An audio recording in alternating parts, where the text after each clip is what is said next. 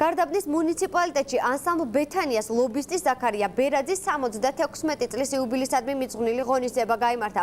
ღონისძიებაზე სხვადასხვა სფეროს წარმომადგენლებთან ერთად ქალაქის ხელმძღვანელი პირები იმყოფებოდნენ. კონცერტს ჩვენი ჟურნალისტი ნინო ბერიძეც დაესწრო, რომელიც ახლა პირდაპირ ეთერში გვერდება. ჩვენ ახლა გარდაბნის მუნიციპალიტეტის კულტურის სახლში ვიმყოფებით, სადაც სულ რამდენიმე წუთის წინ დასრულდა ანსამბლ ბეთანიას კონცერტი. კონცერტი ანსამბლის ლოტბარის ზაქარია ბერაძის 76 წლის იუბილეს მიეძღვნა. ღონისძიება მუნიციპალიტეტის კულტურის ცენტრის ორგანიზებით გაიმართა. მე შეგახსენებთ, რომ ანსამბლის უხუცესი წევრი ზაქარია ბერაძე 40 წელია ანსამბლში მოღვაწეობს. ღონისძიება ჩემთვის ძალიან დიდი რამ არის რა.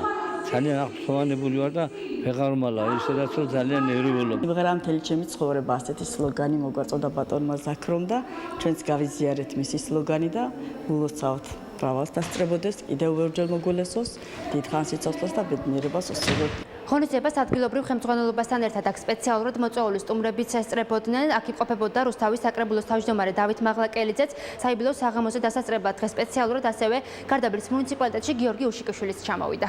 ფოლკლორული ანსამბლების მოღვაწეობა სხვადასხვა ქალაქებში არის უნიშნულოვანესი ჩვენი ქვეყნისთვის, ქართული სიმღერის პოპულარიზაციისთვის.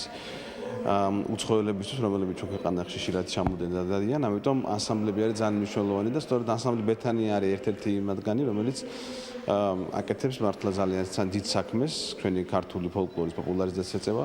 ანსამბლი ბეთანია ეს არის ქართული ტრადიციების მქონე ანსამბლი, მე მათ ვუსურვებ, რომ ესეთი ტრადიციის გამგრძელებლები ყოფილიყვნენ და ბატონ ზაქარიას კიდევ მრავალი თაობა აღეზარდოს. მრავალი ათეული წელია იგი მოღვაწეობს გარდაბანში. არაერთი სასახელო მომღერალი ყავს გაზრდილი, უსურვებ ბედნიერებას და ჯანმრთელობას. მე შეგახსენებთ, რომ კულტურის სახლში ანსამბლ ბეთანიას კონცერტი, რომელიც ზაქარია ბერაძის 76 წლის იუბილეს ეძღვნებოდა, უკვე დასრულებულია. გეტყვით იმასაც, რომ ადგილობრივმა ხელმძღვანელობამ ზაქარია ბერაძე 500 ლარით დაასაჩუქრა.